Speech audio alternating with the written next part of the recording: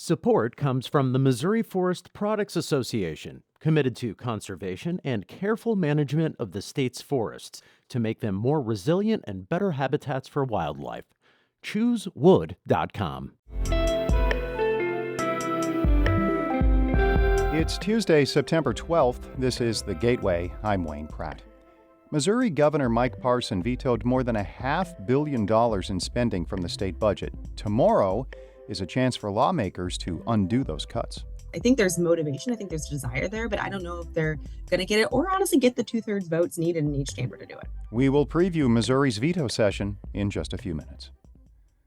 The Washington University Transgender Center will stop providing certain treatments to minors. St. Louis Public Radio's Sarah Fenton reports officials say the center cannot continue to provide care without taking on unacceptable legal risk. Missouri's Republican-led legislature this year passed a law that outlawed health workers from providing surgeries, cross-sex hormones, and puberty blockers to people under 18. The law says providers could continue care for kids and teens who had already started treatment, but WashU considers that too risky. The law allows patients to sue providers for adverse effects of treatment for 15 years after they turn 21. Rory Picker-Niece has a son who's received care at the clinic. She was stunned at the news. It just contributes to this feeling that I kept having all earlier this year of like, you just never know where the hits are coming from. WashU says it's working with families to refer patients to other clinics. I'm Sarah Fenton, St. Louis Public Radio. A series of proposed amendments to put abortion rights in Missouri's Constitution is back in court. St. Louis Public Radio's Sarah Kellogg reports this lawsuit is over the proposed wording of the amendment's summaries. After months of delays due to a standstill over the expected cost, a set of proposed constitutional amendments legalizing abortion is still not in the signature collecting phase. That's because this time the ACLU is suing Secretary of State Jay Ashcroft over his proposed wording of the ballot initiatives. Arguing before Cole Circuit Judge Don Beedham, Anthony Rothert of the ACLU said Ashcroft's usage of the word dangerous and the term right to life are examples of non-partial and unfair language. However, Jason Lewis, attorney for the Secretary of State, said the existing summary points out the loopholes that these amendments would create regarding abortion. The ACLU is seeking new ballot summaries for all of the proposed amendments. Any ruling by Beedham is likely to be appealed to the state Supreme Court. In Jefferson City, I'm Sarah Kellogg, St. Louis Public Radio. St. Charles County is freezing property taxes for seniors. Council members have voted unanimously in favor of the plan that could take effect next year. The Post-Dispatch reports many taxing districts in the county could go to court to derail the freeze. They are worried about losing revenue. A similar plan failed in St. Louis County, but there are efforts to rework that proposal. Missouri Congressman Jason Smith wants more consistent reimbursements to rural health care workers. Smith heard from Southeast Missouri doctors yesterday during a roundtable discussion in Crystal City. They noted reimbursements from Medicare were less than if they were working in St. Louis. Smith says Congress is going to try and fix this problem. Where people in San Francisco are paying $70 for a heart monitoring device, but people in Southeast Missouri only get reimbursed $40. Move that up to $55 and bring them down to $55. Smith is the chairman of the House Ways and Means Committee, which has a major say in how programs like Medicaid and Medicare operate. Illinois State Representative Mara Hirschauer is enlisting gun control advocates to revive a bill targeting domestic violence. The legislation would allow judges to order the removal of firearms from someone with an emergency restraining order. Hirschauer says she plans to push for the bill during the legislative veto session next month. We've already lost loved ones, because a domestic abuser has been allowed to keep their guns.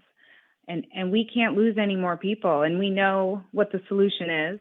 The Democrats' proposal stalled in the state Senate during the spring session. Hirschauer says this time around, she plans to emphasize the connection between gun violence and domestic violence cases. University of Illinois Extension wants to hear from landowners and farmers in the western part of the state about challenges on their property. The feedback will lead to educational materials and resources to help landowners become more comfortable and confident with managing their land and water.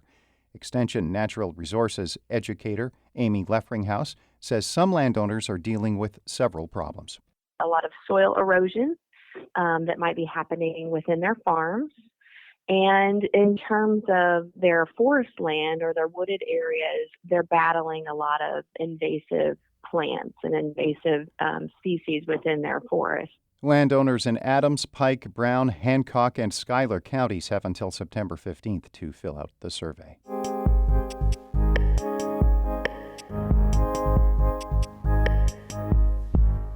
The Missouri legislature will reconvene tomorrow for its annual veto session. The biggest item on the agenda will likely be the $500 million in spending Governor Mike Parson removed from lawmakers' budget. St. Louis Public Radio's State House reporter Sarah Kellogg spoke with our Jonathan Ahl to preview the session. Sarah, what is the veto session? The veto session is when all lawmakers convene the second Wednesday of September, and they all gather together to consider whether or not they want to overturn any of the governor's veto. So it's a once a year thing. It is in the Constitution, so it has to happen. Now, sometimes it's really a non-affair because, you got a Republican governor, you got a Republican legislature, they agree a lot. I think, when we had a Democratic governor, Governor Jay Nixon, the veto sessions were a lot more robust because there was that disagreement. So that's kind of, in general, what the veto session is. So what is the dynamic going to be like this year? That's a good question. I think, again, you kind of have the Republican governor and Governor Mike Parson and the supermajority in both chambers. But there was a lot of discontent over Governor Parson's recent vetoing of over $500 million in the budget. And there were Republicans that were mad about that as well as Democrats. So it's kind of interesting. He only vetoed one actual bill. Everything else was budget, but there was a lot that was cut out of the budget. Are you expecting lawmakers to try to restore some of those budget cuts? I think that's a really good question. I do expect some attempts on the House side. So with the veto session, pretty much the origin of the chamber where the bill started is where the veto process has to start. So with the budget, they're all House bills. So they all have to start in the House. And so I do expect the House members to bring up vetoes. Now, in the Senate side, there's kind of this wrinkle where it's tradition, it's not actually in the law, but it's tradition that the sponsor of the bill is the one to bring it up. So for budget bills, that would be Senator Lincoln Huff, who's the appropriations chair. Now, this is his first time as appropriations chair, so I don't know if he has any appetite of bringing that up. I know Senator Hegeman, his predecessor, pretty much didn't want to do that. And that was consistently a sort of a source of contention the last couple of years. Lawmakers hold very closely projects in their districts. Would that be the fuel for a Republican legislature to override a Republican governor's veto of government spending? Yeah, I think that is a big question to be had. I know that Governor Parson pretty much said a lot of the things that he did veto he thought would be used for state, local funding, not state funding. And he did say, I think if you look at a lot of the districts, you'll see that everywhere got projects. But I think people were mad that, their personal projects didn't get funded.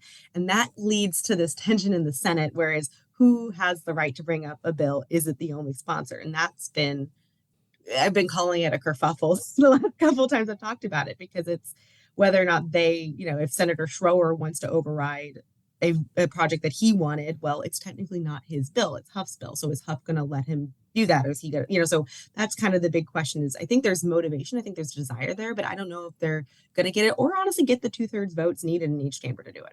The last few legislative sessions seem to be marked by their lack of action, despite having the supermajority of Republicans and a Republican governor.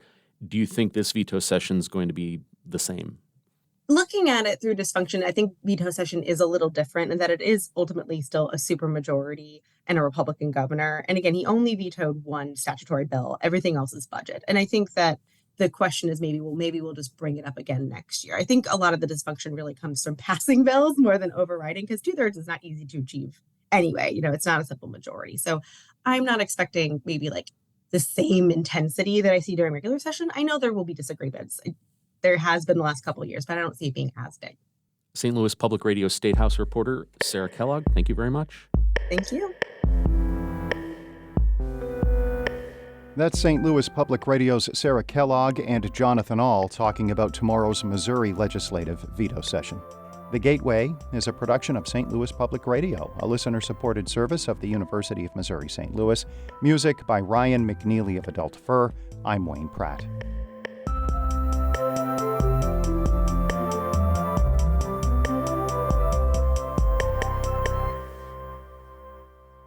Support comes from the Missouri Forest Products Association, providing more than 41,000 jobs in the production of wood pallets, railroad ties, white oak barrels, hardwood floors, and more. Details at choosewood.com.